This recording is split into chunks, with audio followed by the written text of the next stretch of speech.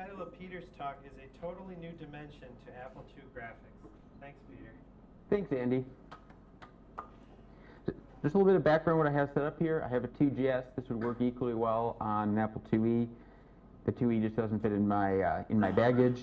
I have the 2GS connected to both projectors via VGA, and I'll talk about how that's working here in a minute.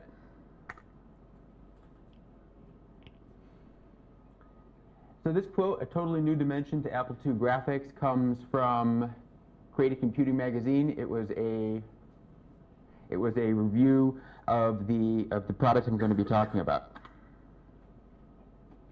So unfortunately, I don't know why it's doing that. I apologize.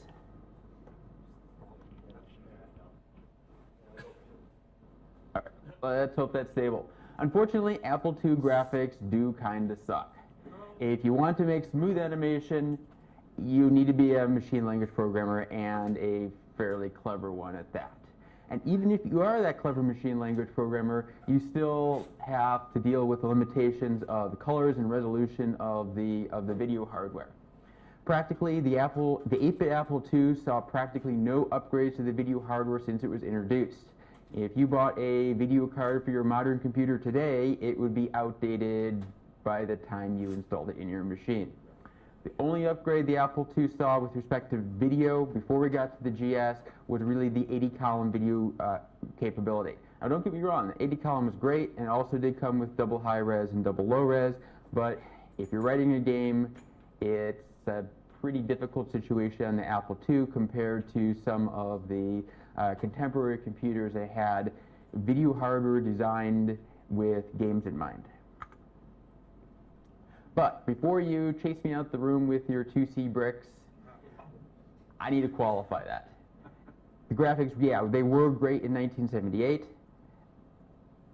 and the 8-bit Apple II does have 80-column video mode, which doesn't seem like much, but when you try to do any productivity applications in 40 columns, or in many cases even less than that on some of these other machines, this 80-column is pretty amazing. Now, I imagine that Apple did that intentionally. I know they were trying to focus the machine as a productivity machine, education machine, rather than a game machine, so I'm suspecting there's some strategy behind this. Many of the other contemporary computers were really viewed as game machines, unfortunately. Well, if you like games, it wasn't unfortunate, but and despite all these limitations, Apple II programmers did really achieve amazing things. Apple II had terrible sound as well, and the third party stepped up to improve this. The best known was the Mockingbird. Third parties also stepped up to provide improved video solutions. And most of these alternative video solutions were what are called Sprite Cards. And there were 4 sold commercially back in the day. Probably the best known, most capable is the Cinetic Super Sprite. That sold for about $3.95. They did have some feature-reduced versions that cost a bit less. It came with some good documentation and manuals. Really, the folks behind the Super Sprite had a comprehensive vision for creating a video game authoring toolkit, and there's evidence of that when you go through the manual and the software. There's tools in there for creating sprites, animations, and so on.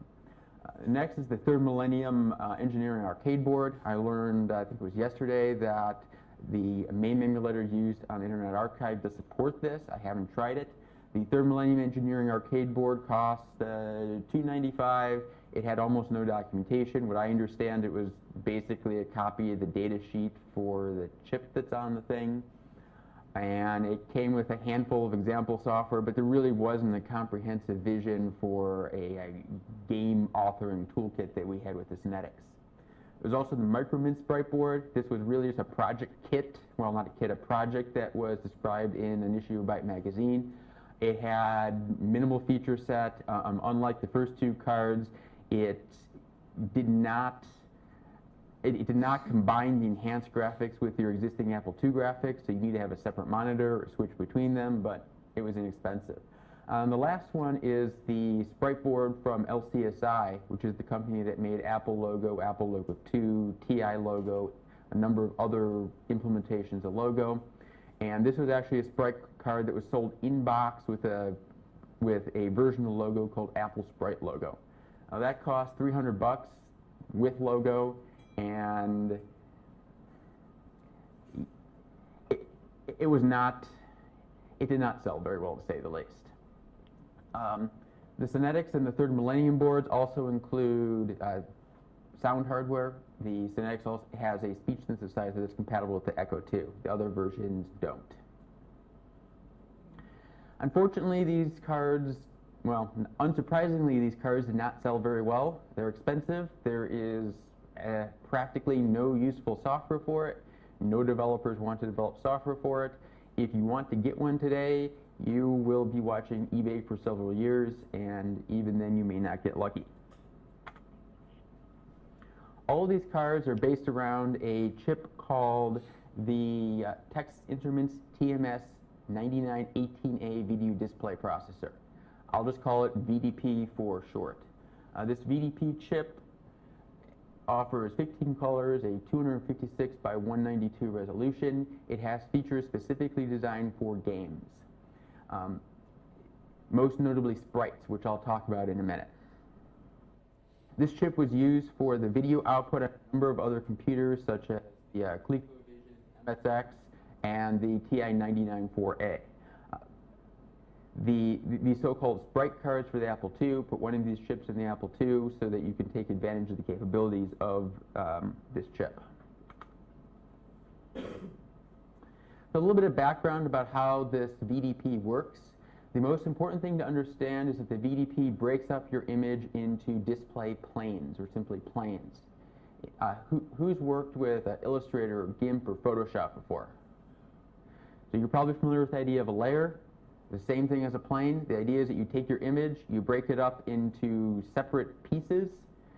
You can edit, move, modify whatever the pieces separately.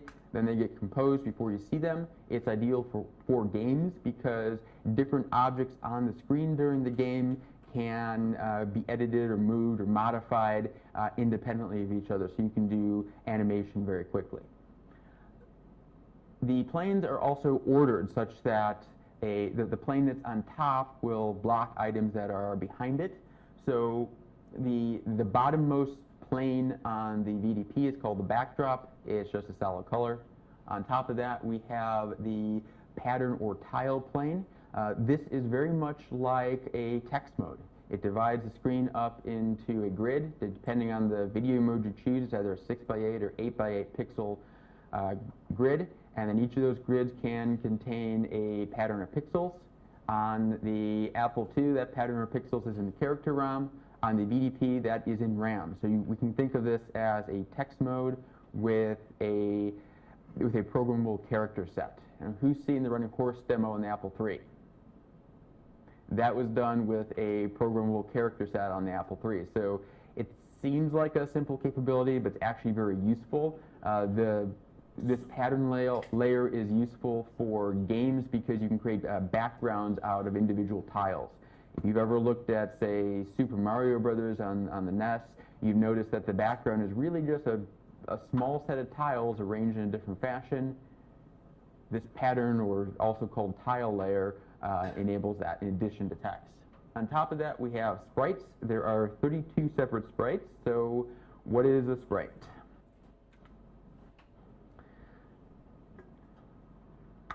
That's a sprite.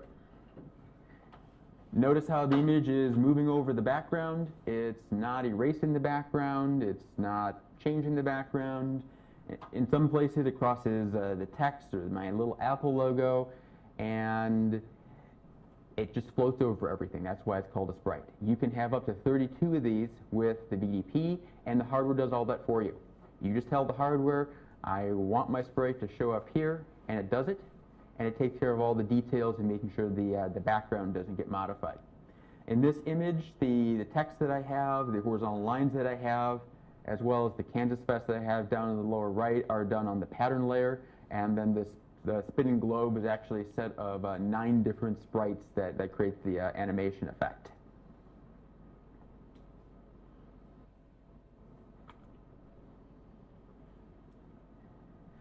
So I've been talking about all this.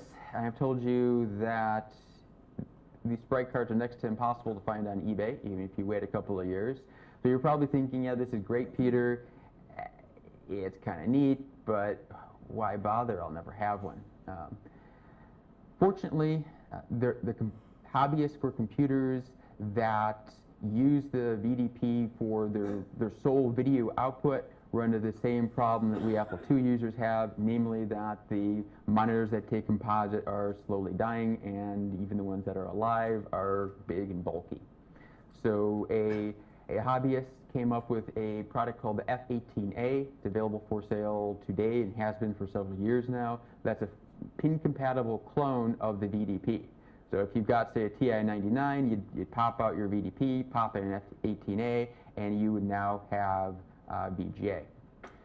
However, this enables us to very easily build a card for the Apple II. This F18A conveniently includes all of the support circuitry that the original VDP needed. So we can take the VDP, 2 sockets, and one, I think it's a quad NAND gate package, I might be mistaken on that, and we have ourselves a clone of a Sprite card. It's compatible with the Micromint card that I mentioned earlier, and that's about $100. I'll pass 2 of these PCBs around. I did not create these PCBs. These were created by a fellow on the Atari Age forum. The link is over here. You can buy them right now. They'll show up in a couple of weeks.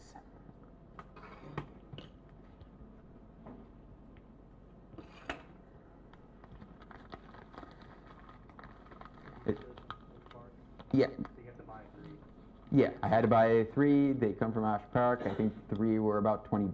The F18A itself, I think, is around $80 right now. At the moment, he's out of stock, but he makes them by hand and just keeps 5 to 10 in stock at a time. So if there's no stock, you just wait a week or 2, and then there will be stock. Did you use the low profile or the thinner profile? The low profile works best. One problem with this this Apple TI card is that it's backwards. The component side goes towards the power supply. It was the designer's first Apple II card, so he didn't realize it until after the fact. And it just means even with the low profile F18A, you lose a slot. But hopefully, we'll come up with a second revision. The F18A, in addition to VGA, also has some other enhancements. It has improved color modes for both sprites, improved bitmaps, hardware scrolling. It has a 100 megahertz programmable CPU on board. But the biggest feature is it's available today, and you can put one relatively easily in your Apple II. In fact, you could put 7 in your Apple II, 1 per slot. Ultimately, the Apple II is awesomer with an F18A than any of the other platforms that use the VDP originally for video.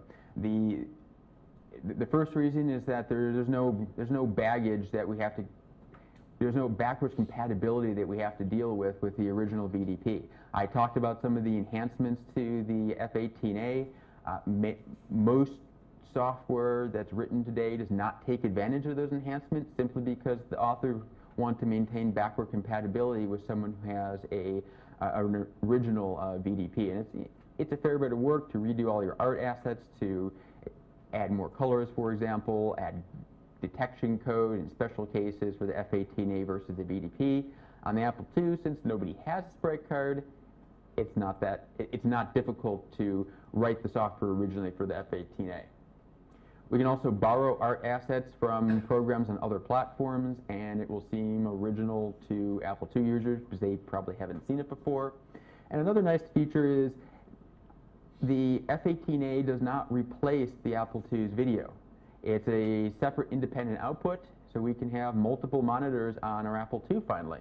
See what I'm doing here. I've got speakers notes over on the right side coming from the Apple II video. Over on the left side, you see the F18A output, and you could add more. I think there's a lot of potential with this capability. As a programmer, I think of debuggers or editors that take advantage of multiple screens. Imagine being able to see a list of all your variables on one screen and then your program output on the other screen, or do a trace or single step type of interface, see your code on one screen, see the output on the other screen. The F-18A also has a programmable CPU, so there's a lot that we could, I think there's a lot that we could use that for. We could use it as a relatively inexpensive way to accelerate aspects of the Apple II. The first thing that came to mind was accelerating floating point. Why not load a floating point package onto the F-18A? We don't need to use it for video, but now we can patch AppleSoft Basic or the Thane library so that it uses that. So I think there's untapped potential for interesting programs. So one thing I thought of, I think it was Wednesday or Thursday, was a version of Lawless Legends with an auto mapping capability that someone proposed, where the auto map is on a second display and always available. So I've been talking about all this. So why am I talking about it instead of doing something with it? Well, let's do something with it. We are going to write a short game using the F-18A. We are going to use the third Millennium arcade board software. And when we're done, we'll have a complete game that's pretty similar to Lunar Lander. We're going to use a bitmap background. We are going to have a small Apple II that's a sprite that floats over the background, and the goal will be to try to land it at the bottom of the screen. Now, I'm writing this game in about 15-20 minutes, so it won't be a very good game. The game mechanics will be terrible. There will be no scores. There will be no sound, but I think it'll be interesting to see and amazing to see how quickly we can write a game using nothing more than the F-18A and some of its capabilities. Something similar just with Apple II graphics would require a fair bit of machine language work. All right, so we need to write this game. I guess the first thing to do when writing a game is to type new. We're going to use AppleSoft Basic because if this is supposed to be easy, we should be able to do an AppleSoft Basic. And let's see if 80 columns will work here because I like that. All right, 80 columns. No trickery, no program here. First thing we want to do is load the third Millennium AMP Arcade library, which is a set of ampersand extensions to AppleSoft Basic. This extension does not actually work with ProDOS. I have a small basic program which I'll show later that moves the basic system buffers out of the way so that the AMP Arcade library will work with that. I've added the code for that to my startup, so it's already loaded. So that's taken care of. Next thing to do is set the graphics mode. Since I want a bitmap background, I'm going to use graphics mode 2. You can read all about it in the TI datasheet. It basically gives us the most flexibility with the pattern layer so that we can display a bitmap. The pattern layer in graphics mode 2 actually has I'll call it a character set or a pattern set of 768. So that gives us a weird, nonlinear, but bitmapped video mode. All right, we want to set the backdrop color. And again, we have another ampersand command to do that. And let's see, what color should we use? It's pretty hot outside, so I'll use, how about red, because it reminds me of hot. That would be color 6. All right, let's try running it. All right, we got graphics mode 2. We have red, and I didn't clear the screen, so I have garbage left in video RAM, but we'll fix that. I wanted a bitmap background. With the graphics mode 2, it's complicated enough that I recommend using a tool on a modern machine. So I'm going to very quickly switch over to a modern machine, use a tool over there, and then use center press to get the image over.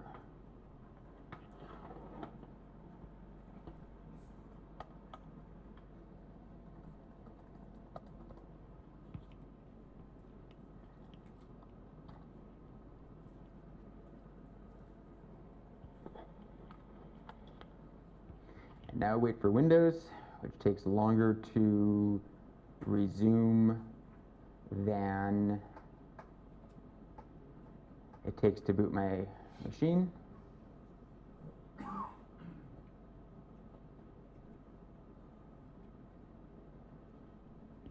All right, while it's doing that, I'll go to the next line. I want to use sprites. I'm going to use 16 by 16 pixel sprites. I'm going to use pixel doubling.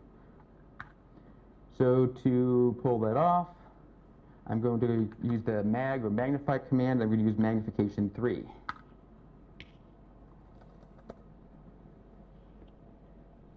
All right, Windows is finally working for us.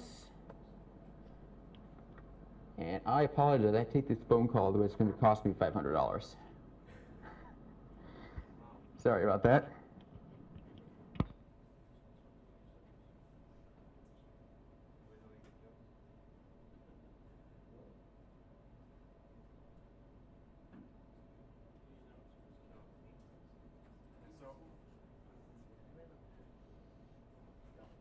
So we have some more postcards. There were some going around this afternoon, or sorry, earlier this week, for people who are not able to come to KFest this year. We have 2 more. So if anybody hasn't sent and would like to, they are for Tim O'Reilly and Michael Kent. The ones who already have signed them, so the poster is full. I'll go with the mail. And that's it. Peter's now back. $500 printer. Yes. $500 not for. All right, I apologize for that. I'm running a utility called Convert9918A, which is a tool I pulled off of a TI forum. And I am going to grab the KansasFest group photo, drag and drop onto it. And once Windows decides to bring that to focus, this tool has taken my JPEG, it's figured out the limitations of the VDP, and it's converted it to this. I am then going to use Save Pick and pick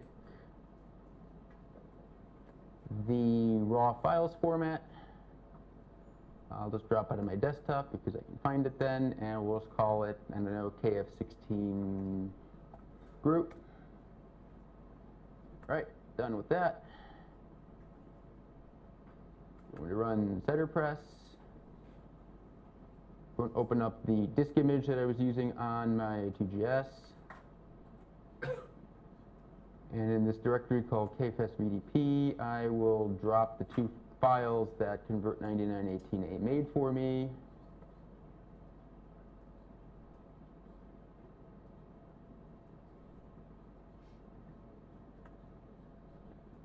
And we need the second file.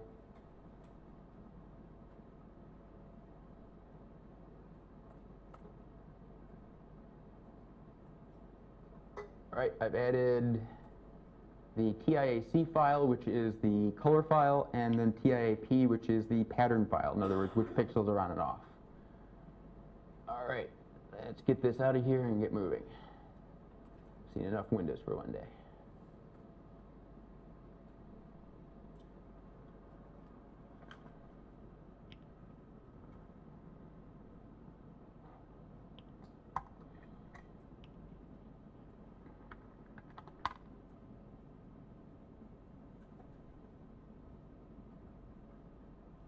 All right, files are over there. I forgot to set the file types, but that's okay.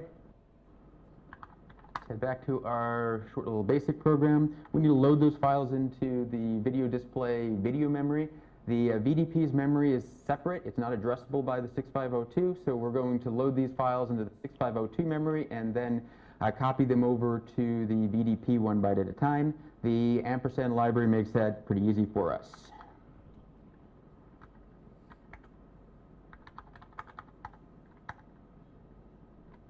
Yeah, sorry, it's hard to type when I can't see the screen.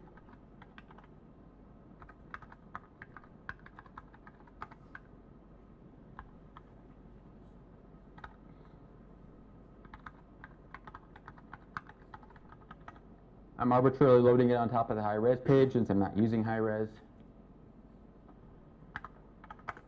Then I'm going to use a command called LD for load.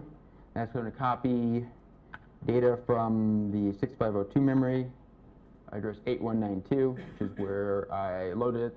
This isn't decimal. Load it to address 0 in the video display memory. I know that because the documentation, well, rather, I reverse engineered the Ampercade library, and that's where it expects to put it. And we're copying about 6K, 6144. All right, now we need to load the color file.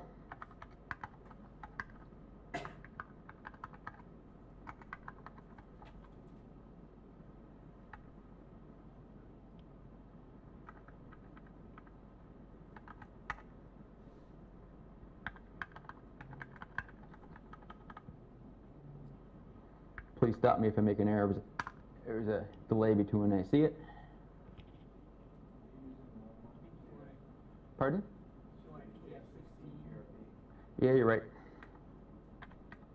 Thank you.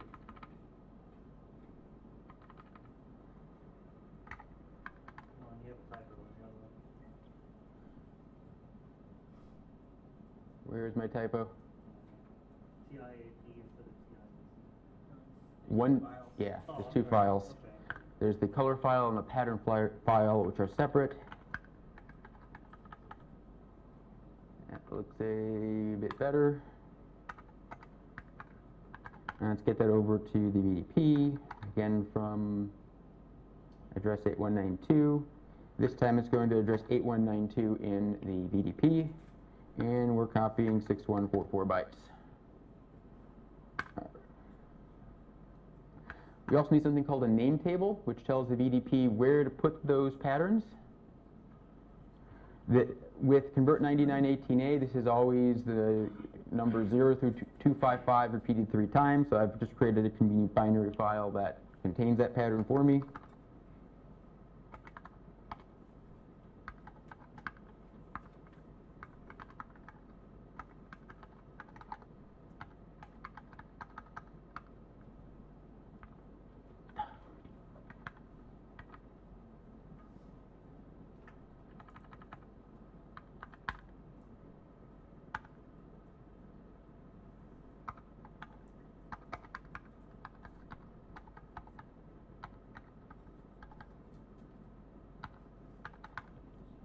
And again, I know that address because I reverse engineered the Ampercade library. I have documentation for the Ampercade library, and I will post that.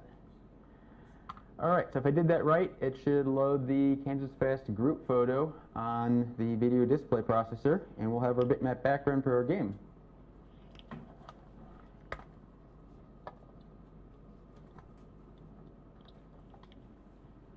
Let's save it.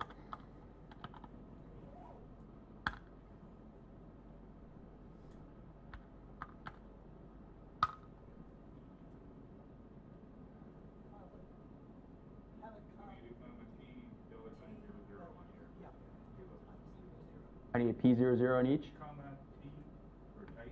Oh, okay. Thanks. Thought I could get away with the type run, but I guess not. Like that? Yeah. Thanks.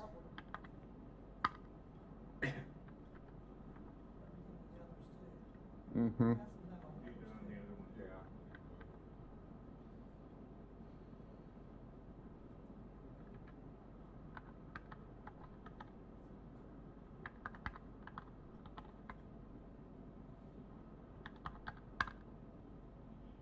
There we go.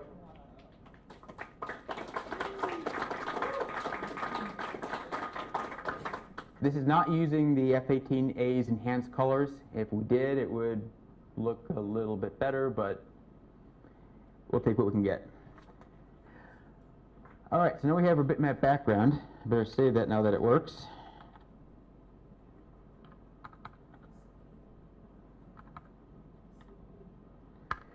Next up, we want a sprite. We want a little computer. It's not too difficult to design a sprite pattern just using graph paper. It's a 16 by 16 grid. There's also a tool over on modern machines called Magellan that will make it easy to design that. I'll show that to you briefly.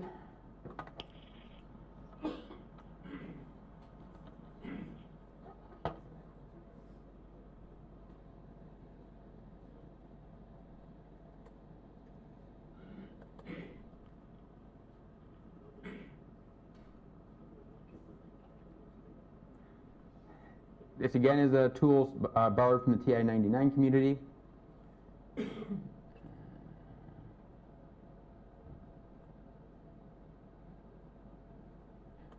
I use this to design my presentation when it gets around to loading.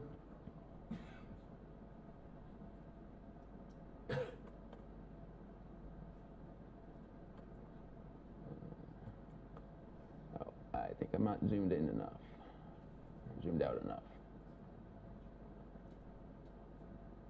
There you go. So I use this tool to define the custom patterns and the screen layouts that you saw during my presentation. This dumps out a binary file that I can load similarly to the bitmap. And it also allows me to design sprites. So I went ahead and designed a sprite that looks like a computer. That took me all of about 3 seconds to design. Better artists could do better. And for this, I'm going to show you a slightly different technique. I'm going to use the ampercade library to enter the decimal data that generates this sprite. This is the data in hexadecimal. I went through this somewhat tedious process of converting that to decimal for applesauce convenience. You could also save this as a binary file, copy that through CiderPress, and do it that way. I want to show you an alternative. So let's get that done. It's going to take a moment to type in. All right, so up to line 90, we're going to use the define sprite command. The 16 by 16 sprites are actually composed of 4 separate 8 by 8 tiles, so we need 4 define sprite commands. So we're going to define sprite 0, and I will try to type this quickly. And if I get it wrong, our sprite will just look funny, but we can deal with that. So sprite 0, and then 8 bytes representing the contents of 1 quadrant of my 16 by 16 sprite. Next quadrant, so this is going to be the lower left quadrant.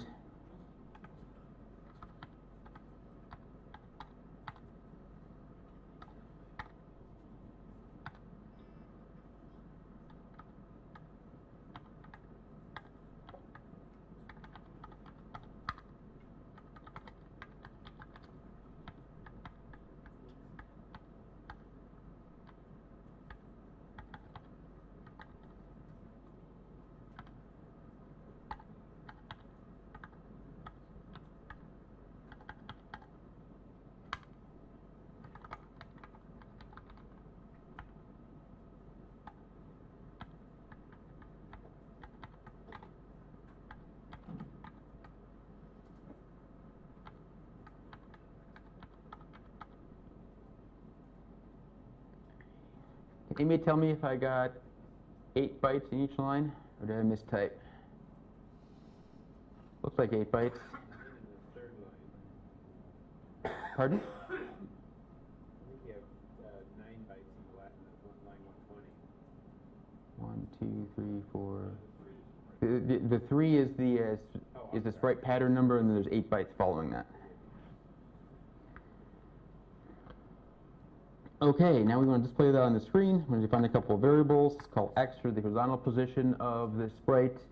I will arbitrarily start it at 100, which is about halfway across. The vertical position, I'll start at the top, so let's do 0. Then I'm going to define variables for velocity. It'll start off at a vertical velocity of 0. And I'm not going to have any velocity. I'm going to have a horizontal velocity, and that'll start off at 0. And then I'm going to define gravity. Let's do... This is a group game. Should put your name on the... And I'm going to find a variable for gravity. After a little bit of trial and error, about 0.1 is going to be right, because this is actually pretty fast, because Applesoft is doing none of the graphics. And now we want to show this sprite. We're going to use another command called setSprite, SSPR. We're going to set sprite plane number 1, arbitrary. I've got 32 planes to choose from. I'm going to put it at position X, Y, and yes, the Y and X are backwards. That's just a reflection of how the VDP internally defines things. We are going to use sprite pattern 0, which is the one I just defined with his DSPR commands. When we're using 16 by 16 sprites, we always give the number of the first of the 4 tiles composing that sprite. And I'm going to choose, let's see, give me an idea, what color do you want this to be? I'm going to choose, how about, let's see, color 10 should be a dark yellow.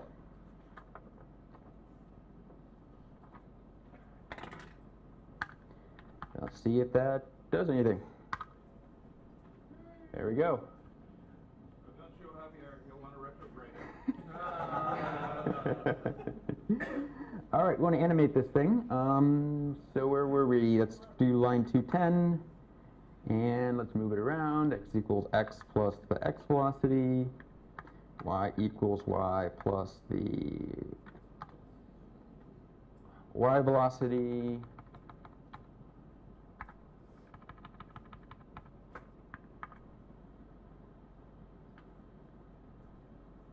And then we need to apply gravity. It's no fun if we can't actually crash.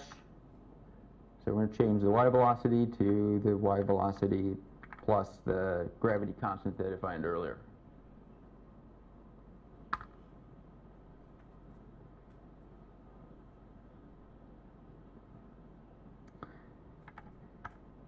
And we're going to move the sprite. It'll just be SX for set X position of sprite number 1 to X, and set Y position of sprite number 1 to Y.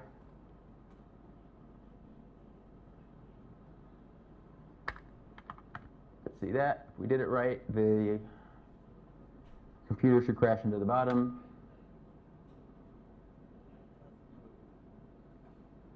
Except I forgot a loop. I'm leaving gaps here because I don't want to put more stuff in. And I'm going to put a placeholder for line 210, which will come up in a minute. Oh, you're right. Sorry, I thought I didn't have a line 210.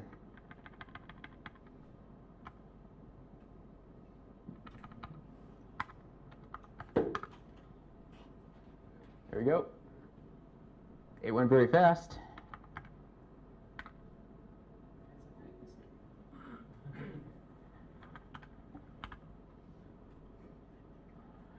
So animates, it doesn't modify the background, and we're doing this animation all in Applesoft Basic.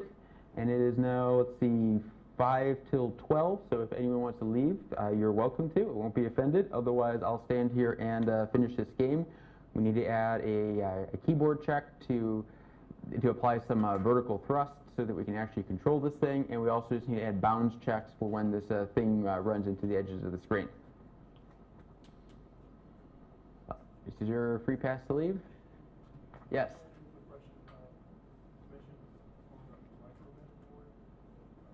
I'm sorry, I didn't hear the question?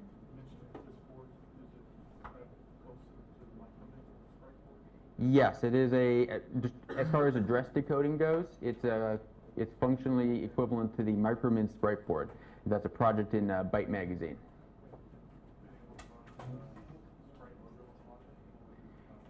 It does not run Sprite logo. The Sprite card from LCSI is a bit different. It actually has a ROM on it. I need to figure out what's in that ROM. So that would be a good project. I'd like to run Sprite logo. It's a very neat version of logo.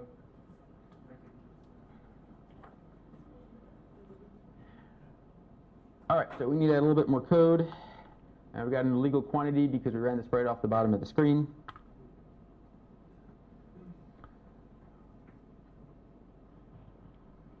So I'm going to use the keyboard. So around line 130, I'll reset the keyboard register, or the keyboard latch rather.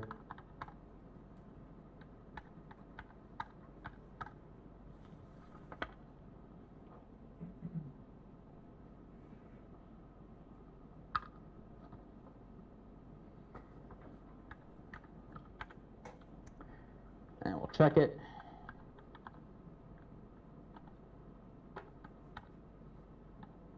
And I know this because I have a Beagle Brothers peek and poke chart. I got these addresses straight off of there. So now C will contain a value indicating if a key has been pressed.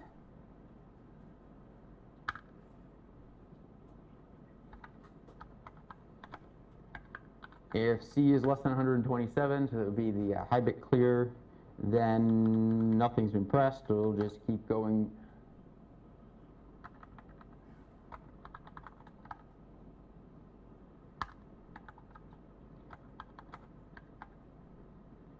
And if an arrow key has been pressed, I think 136 is the left arrow, and I figured that out just by trial and error. Then we'll adjust the velocity so that we can actually move this thing left to right.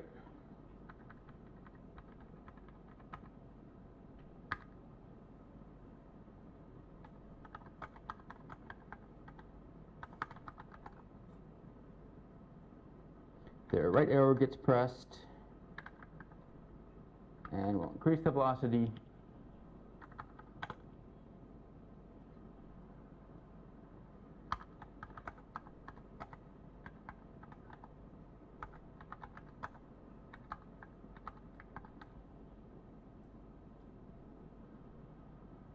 And that's going to be I think that's going to be the up arrow, so that's actually going to create some thrust so we don't crash into the bottom of the screen all the time.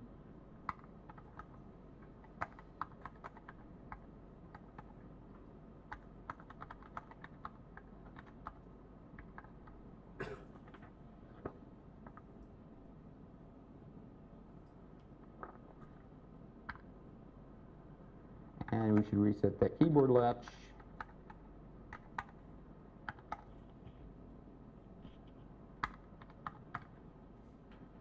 Oh, not quite done. Let's run it. And it wasn't fast enough. Oh, still not fast enough.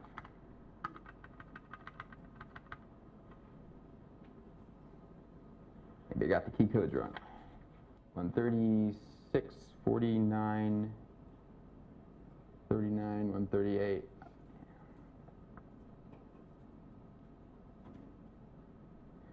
Nope, I'm just not fast enough. I'm good enough at this.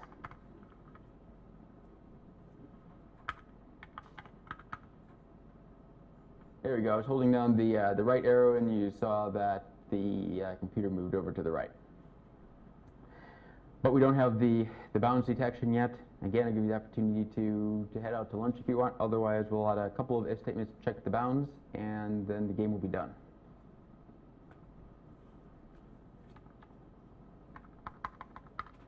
Let's clean up the screen. Let's see the program we have.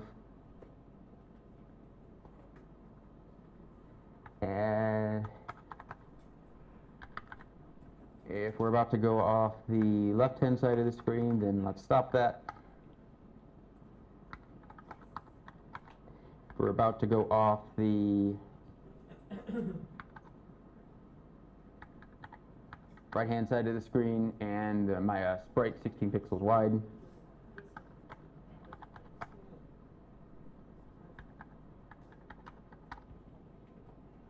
Then we'll stop that.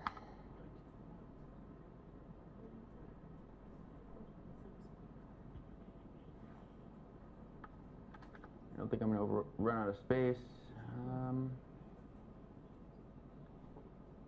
Yeah, actually, I'm about to run out of space. Well,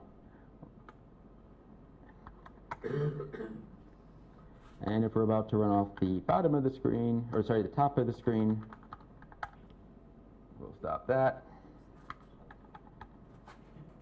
If we're getting close to the bottom of the screen and we're going slow enough, then we'll win. So if my vertical velocity is, let's say, less than 1, and I'm at the bottom of the screen,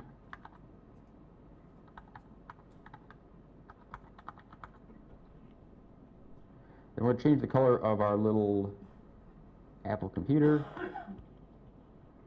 We'll change it to, I think color 3 is green. Green sounds good. Actually, no, this is winning, so we should do white, because it's kind of like retro bright. We'll do 15. So that's saying Sprite 1 to color 15.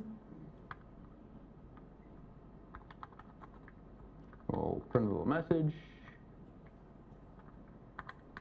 And then we're done.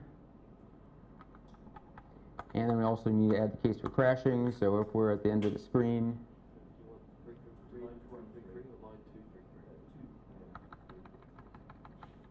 who needs debuggers when you have an audience? Thank you.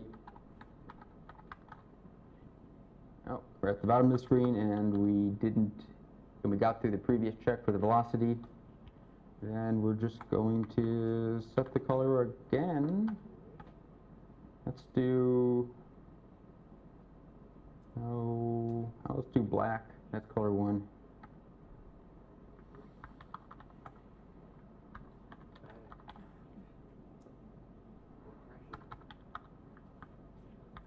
And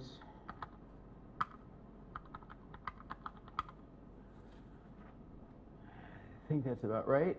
So we set our initial conditions, we set the sprite attributes, we do our little bit of physics, we check if we go off the left of the screen, off the right of the screen, we check if we're going off the top of the screen, we check if we get to the bottom of the screen with a slow velocity, then we win. We check if we get to the bottom of the screen without that slow velocity, then we die. We move the sprite. We check our keyboard. Am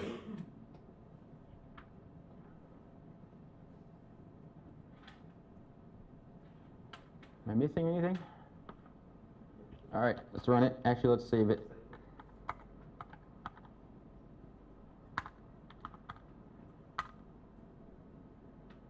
And we crashed, got the message, we got our black Apple II, which is right here at the bottom.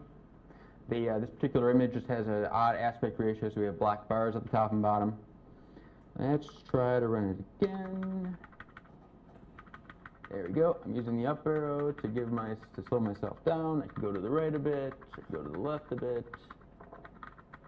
Oh, I should have added a horizontal velocity check. Oh, I crashed.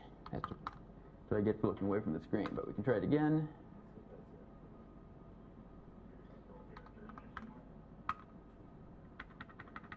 Alright. There we go. Finally won.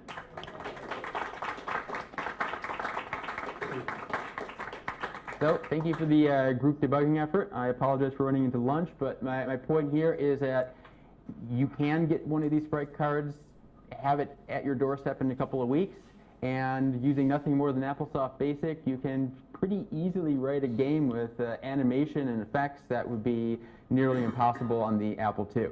And with a bit more time, we can make something better. Any questions? Yes? I am not adding copy protection. Is this library compatible with the old Sprite logo cards? I have not tried it with the old Sprite logo card. It's going to depend on how the addresses are decoded, so I'm not sure yet. Okay.